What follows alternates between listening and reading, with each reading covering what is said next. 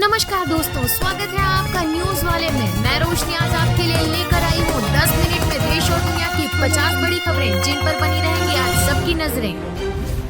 इन 5 राज्यों में सांप के काटने पर डायल करें 15400। सर्पदंश की रोकथाम के लिए केंद्र सरकार का फैसला। दिल्ली, आंध्र प्रदेश, मध्य प्रदेश, असम और पुडुचेरी में सर्पदंश की घटना पर लोग तत्काल सहायता प्राप्त कर सकते हैं। मौलाना तौकीर रजा फरार, गिरफ्तारी के लिए दिल्ली गई बरेली पुलिस की टीम। आज कोर्ट में पेश करने का है आदेश। कोर्ट से गैर जमानती जारी होने के बाद स्थानीय पुलिस की एक टीम सीओ प्रथम के नेतृत्व में उनकी गिरफ्तारी के लिए दिल्ली गई है। डॉक्टरों को उपहार नहीं दे सकती दवा कंपनियां। सरकार ने फार्मा क्षेत्र के लिए समान संहिता की अधिसूचित। विदेश के दौरे का प्रस्ताव देना भी अपराध की श्रेणी में आएगा।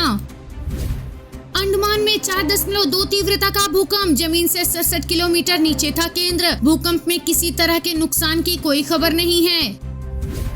गृह युद्ध के कारण हैती के प्रधानमंत्री एरियल हेनरी ने दिया इस्तीफा। शांति बनाने की अपील। हेनरी ने कहा कि उनकी सरकार एक संक्रमणकालीन परिषद की स्थापना के बाद सत्ता छोड़ देगी। उत्तर प्रदेश के योगी आदित्यनाथ सरकार ने होली से पहले राज्य कर्मचारियों को बड़ा तोहफा दिया। सीएम योगी ने राज्य कर्मचारियों को महंगाई भत्ते में 4% बढ़ोतरी के फैसले पर मुहर लगा दी। इस बढ़ोतरी के साथ अब कर्मचारियों का महंगाई भत्ता 50% हो जाएगा।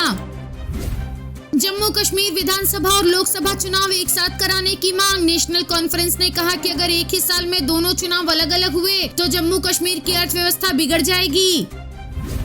लोकसभा चुनाव 40% तक बढ़ेगी प्राइवेट हेलीकॉप्टर्स की मांग। किराया 2 लाख तक बढ़ सकता है। हेलीकॉप्टर कम समय में ग्रामीण और दूर दराज के इलाकों तक पहुंच सकते हैं। जल संकट के बीच बेंगलुरु छोड़ रहे लोग, दफ्तरों ने आधा पानी घटाया। कर्मचारियों की वर्क फ्रॉम होम की मांग। संपत्ति खरीदने पर लोग कर रहे पुनर्विचार। इस बीच संस्थाओं, हाउसिंग सोसाइटी, कंपनियों और लोगों ने संकट के हिसाब से ढलने और पानी बचाने के उपायों पर काम शुरू कर दिया है। 1,75,000 के इंजेक्शन में 100 रुपए की दवाई भरकर बेचते थे धंधेबाज। कई शहरों में थी सप्लाई। आरोपी कैंसर मरीज की कीमोथेरेपी में काम करने वाले 1,97,000 रुपए के इंजेक्शन में 100 रुपए की कीमत वाली एंटी फंगस दवाई भरकर बेचते थे। ऐसे में ये इंजेक्शन मरीज की जिंदगी नहीं बचा पाता था। ये फार्मासिस्ट को 50% कम कीमत पर इंजेक्शन देते थे। Kohli T20 world cup team से बाहर हो सकते हैं, रिपोर्ट्स में दावा। आईपीएल आखिरी मौका। विराट पिछले 2 महीने से ब्रेक पर हैं। दावा किया है कि नेशनल सिलेक्टर्स और टीम मैनेजमेंट विराट कोहली को वर्ल्ड कप टीम से ड्रॉप करने का फैसला ले चुका है। पाकिस्तान के प्रेसिडेंट जरदारी सैलरी नहीं लेंगे। देश के आर्थिक हालात देखकर लिया फैसला। पूर्व राष्ट्रपति को हर महीने करीब 8 लाख रुपए मिलते थे। गृह मंत्री मोहसिन नकवी ने भी वेतन नहीं लेने का ऐलान किया है। गृह मंत्री अमित शाह बोले, कानून से किसी की नागरिकता नहीं छीनी जाएगी। हमने कहा था कि हम सीए लाएंगे। कांग्रेस पार्टी ने सीए का विरोध किया।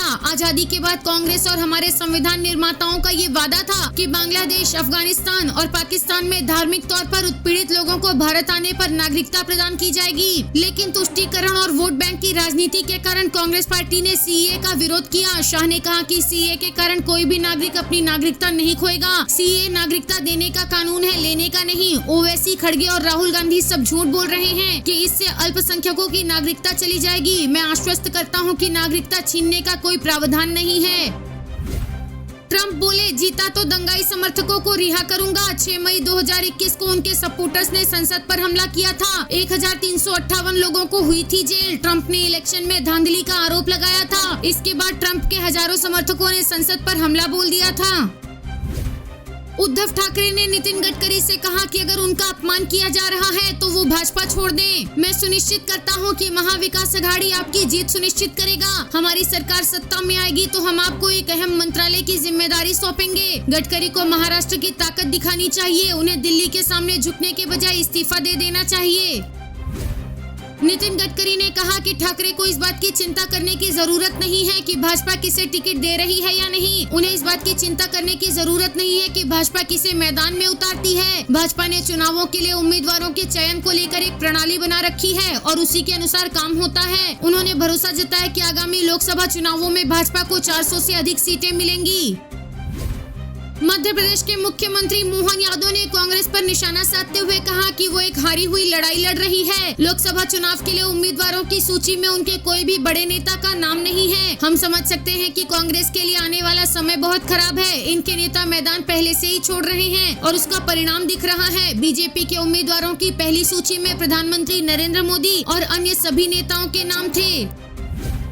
खड़गे बोले 83 साल का हो गया हूँ, कार्यकर्ता बोलेंगे तो लोकसभा चुनाव लड़ूंगा। एक सीट पर 10-10 लोग दावेदार हैं। उन्होंने संकेत दिया कि बढ़ती उम्र के चलते वो इस बार चुनाव मैदान में नहीं उतरेंगे। उन्होंने कहा ये गलत है कि हम पीछे हट रहे हैं। मैं 83 साल का हूँ, आप 65 साल में रिटायर होते हैं, मैं तो 83 साल का हो गया। राहुल गांधी ने कहा अगर उनकी पार्टी की सरकार बनी तो जाति जनगणना और आर्थिक सर्वे कराएंगे, साथ ही वन अधिकार अधिनियम को भी मजबूत करेंगे। भाजपा ने वन अधिकार अधिनियम, भूमि अधिग्रहण अधिनियम जैसे कानूनों को कमजोर कर दिया है। राहुल ने आरोप लगाया कि भारतीय जनता पार्टी की सरकारों ने वन अधिकार अधिनियम के तहत हजारों दावों को गलत तरीके से खारिज कर दिया और आदिवासियों को जंगल तक पहुँच से वंचित कर दिया।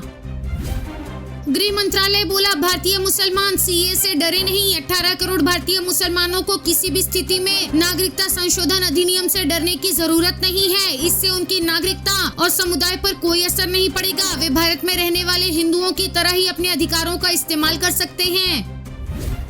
कांग्रेस से निकाले जा चुके आचार्य प्रमोद कृष्णम ने कहा राहुल गांधी दिमागी संतुलन खो चुके हैं। कांग्रेस डूबता हुआ जहाज है। जिस जहाज का कैप्टन राहुल गांधी जैसा होगा उससे सब छलांग लगाएंगे ही। कांग्रेस की बर्बादी के लिए सिर्फ एक व्यक्ति जिम्मेदार है, उसका नाम है राहुल गांधी। सच तो ये है कि सीनियर नेताओं का कांग्रेस में दम घुट रहा है। राहुल गांधी के नौकर सीनियर नेताओं का अपमान करते हैं।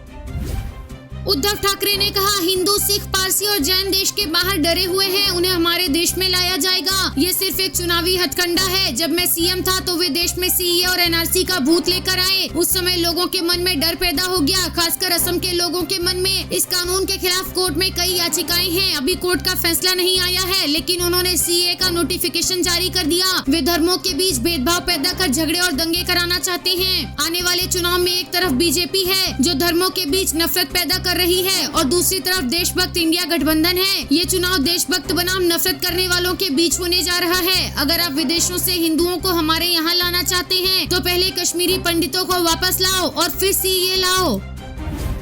2019 से 2024 तक 22,217 इलेक्टोरल बॉन्ड खरीदे गए। एसबीआई का सुप्रीम कोर्ट में हलफनामा। पार्टियों ने 22,030 बॉन्ड का पैसा कैश कराया। पार्टियों ने 15 दिन की वैलिडिटी के भीतर 187 बॉन्ड को कैश नहीं किया। उसकी रकम प्रधानमंत्री राहत कोष में ट्रांसफर कर दी गई। ममता बनर्जी के भाई बोले तृणमूल कैंडिडेट के खिलाफ चुनाव लड़ूंगा। भाई के ऐलान के करीब 1 घंटे बाद ममता बनर्जी ने कहा कि मैं और मेरा परिवार बाबू से अपने सभी रिश्ते खत्म करते हैं। पीएम मोदी ने 3 सेमीकंडक्टर फैसिलिटी की नींव रखी। मोदी बोले इससे भारत को सेमीकंडक्टर का ग्लोबल हब बनने में मदद मिलेगी। आज एक ऐतिहासिक दिन है। आज हम इतिहास भी लिख रहे हैं और उज्जवल भविष्य की ओर मजबूत कदम उठा रहे हैं। 21वीं सदी तकनीक आधारित सदी है जिसकी कल्पना चिप्स के बिना नहीं की जा सकती। पटना के सिविल कोर्ट में धमाका, 1 की मौत, 2 गंभीर। ट्रांसफार्मर फटने से मची अफरा तफरी। हादसे में दुकानदार और वकील समेत 4 लोग झुलस गए। चुनाव से पहले कांग्रेस की नारी न्याय गारंटी योजना, गरीब महिलाओं को 1 लाख सालाना मदद, सरकारी नौकरी में 50% आरक्षण का वादा। इस योजना के तहत आंगनवाड़ी, आशा और मिड डे मील वर्कर्स के मासिक वेतन में केंद्र सरकार का योगदान 2 गुना होगा। आपको हमारा वीडियो पसंद आया हो तो लाइक, शेयर और सब्सक्राइब करना ना भूलें।